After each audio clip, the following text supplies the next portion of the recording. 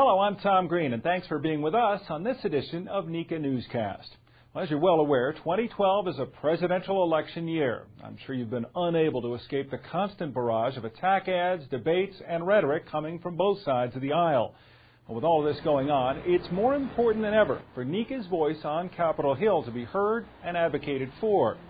NECA held its 2012 Legislative Conference from May 8th to the 10th in Washington, D.C. 125 members from all over the United States hounded the pavement to meet with legislators on their own turf: Longworth, Cannon, Rayburn, Russell, Dirksen, and Hart. Stick with us as we examine their work and talk about what NECA is doing through ECPAC, the PLC, and the Legislative Advocacy Team for electrical contractors around the country. During the morning sessions at the Legislative Conference, several legislators discussed how the 112th Congress is addressing some of NECA's industry issues. Here's just a small sampling of what they had to say. I mean, when I go to one of the NECA members in Davenport and I get a tour of all of the new and innovative products that are being offered to try to move us in a more positive direction on energy efficiency, then when I come back here to Washington and I hear people trying to assault incentive programs that encourage people to upgrade the efficiency in their homes and businesses, I have real-world knowledge and experience to push back on. You never know when you're going to find a lawmaker or his chief of staff or his second assistant legislative researcher who will make your issue his issue or her issue, and who will become the champion for your particular issue for your industry.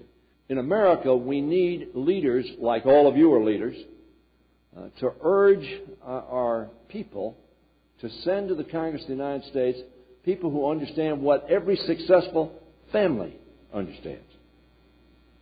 That compromise is the way human beings live together. To be recognizing from a group that, quite frankly, came out of left field, it's a very, very nice feeling. It's a wonderful way to start my day, and I really appreciate your courtesy. This year, the legislative team has a new face and a renewed sense of purpose with a fresh perspective. Marco Giamberardino, the new executive director of government affairs, is no stranger to how Capitol Hill works. We had an opportunity to ask him about himself, talk about his goals for 2012 and beyond, and examine what he can do for NECA membership. I'm a New York native. I grew up on Long Island, went to school there, studied history and political science. While I was in college, I first took my first political campaign job with my local state senator. Worked for him for several months, and it was a special project. And then, night of the election, after he won re-election, I said thanks for the opportunity. And he said, no, we'd like you to stay on and come work for us in the office. And I said, well, sure. So I ended up working my last 2 years in school. Shortly after that, Giamberardino worked for nearly 10 years with the Associated General Contractors of America. This gives him a unique perspective on the industry that will help him tell NECA's message to members of Congress. Since Marco has come on board, we've really hit the ground running, and it's been really exciting because he came to NECA with the expertise and a clear and definitive understanding of our issues. He brings the experience and expertise that NECA needs, and I think that the members and NECA and our legislative agenda is going to be better because of Marco.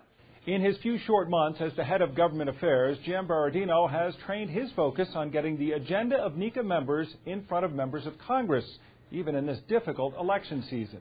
I think the challenge in an election year is to be consistent, have a smart set of issues that are very targeted, yet very easy for members of Congress to understand, that are priority issues for our members.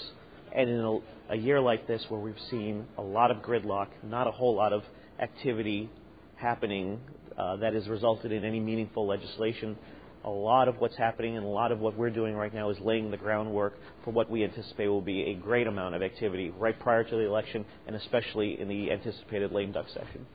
The team is laying the groundwork for NECA's big three issues: pension reform, repeal of the estate tax, and business incentives for energy efficiency work. In this way, NECA has become a thought leader to all members of Congress. Coming on board in NECA, I found that we have so many incredible tools available to us And that includes, number one, the activism that the members have and how much they care about government affairs, our political affairs, their involvement in ECPAC. Already in the last several weeks when I've been here in town, I've had the opportunity to meet with many of them already, and they know the NECA name, they know the NECA brand, they support what we do, and we're going to recognize and keep on supporting those candidates who support our industry. We just mentioned how government affairs is laying the groundwork on these three big issues, so let's take a good look at each of them. Pension reform has been at or near the top of the list of legislative priorities for NECA members for years. Following the downturn in the stock market and the too familiar global recession, NECA members believe the need for pension reform is greater than it has ever been. We need pension reform because we've had a lot of really tight rules that we as trustees have to abide by, more handcuffs than anything, and we need more flexibility. The flexibility is necessary because the trustees are truly the fiduciaries that have to protect the plan and the participants that are going to gain from that plan when they do retire.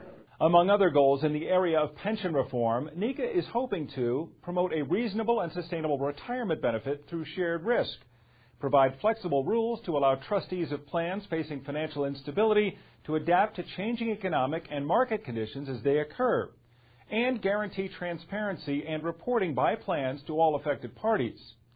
The estate tax is another big issue for NECA during this legislative year. For NECA members, eliminating this tax is an issue of fairness for hardworking men and women who only hope to pass on their family business in many cases. I'm a second-generation electrical contractor. I have 3 children that are beginning to work for me, and obviously I'd like to very much for our company to go to the 3rd generation. My situation is unusual because my mother and father passed away, unfortunately, 7 months apart. Fortunately for me, because of the estate tax laws, one died in 1 year, one died in the other year, effectively giving us minimal estate taxes to pay. I don't know if we'll be able to do that. If the laws change dramatically, where do my kids go? Here, NECA hopes to revoke the estate tax permanently. If no action on this bill happens before December 31st, the estate tax will return to 55%, a penalty that NECA believes will destroy far more jobs than it might help to create. If permanent revocation of the tax is not possible, NECA supports modification to the highest exemption and lowest tax rate possible. Finally, energy efficiency remains a hot topic not only in this industry, but in the nation as a whole. The economy's rough, so it's hard for people to go out and spend the money to not always see the upfront investment, but at the same time, if we can get the right bills in place, it kind of shows, hey, some tax credits here, it makes it look that much more attractive for the end users. NECA's position is clear. Among the key incentives NECA hopes to see extended include the energy efficiency commercial building tax deduction, extended beyond 2013. The tax deduction increased from $1.80 to $3 per square foot, and an expansion of the commercial building tax deduction to include specific lighting technologies and for other technologies that improve building energy performance, such as upgraded lighting controls and variable speed drives. The goal for all 3 issues are clear, and NECA is working every day on Capitol Hill to get these laws passed and ensure that ECPAC money goes to legislators who support NECA's causes. Finally, today we turn to line contractors around the United States. The line industry is a different beast than inside electrical contracting, and it had additional goals and issues to discuss with legislators. Our industry has done pretty well over the last couple of years. The electric utility industry is still making significant investments in upgrading the infrastructure. Well, the issues that I'm most passionate about is our position that we advocate for, that the need for a comprehensive energy policy on the national level. It's really important, I think, for our energy security and even our national security that we get off the foreign oil and we develop baseload generation sources that can make use of fuels that we have here in North America. Our biggest challenge is environmental permitting and regulation stuff, working with the various agencies on projects to work around those restrictions and get the power line built. We had some soft years, but they weren't bad years, and our projections are our next 4 years or so are going to be some of our best years. I think a lot of this has to do with the deregulation that happened 15, 20 years ago, and the fact that much of our system was built in the 40s and 50s, and it's time to change. One thing that's always concerned our employers is misclassifications of workers, we have collective bargaining agreements, and they're very specific as to the classifications that we're going to put in the field. Some of our competitors use those misclassifications to their advantage.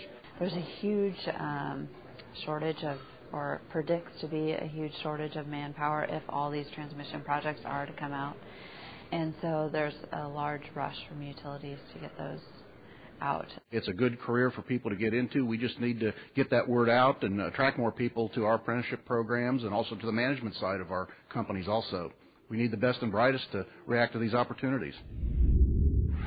That's it for our wrap-up of the 2012 NECA Legislative Conference. Thanks for being with us. Have you liked NECA on Facebook? Well, if not, now is the perfect time to get updates just like this one. Check us out at facebook.com/NECANet. Until next time, I'm Tom Green. We'll see you later.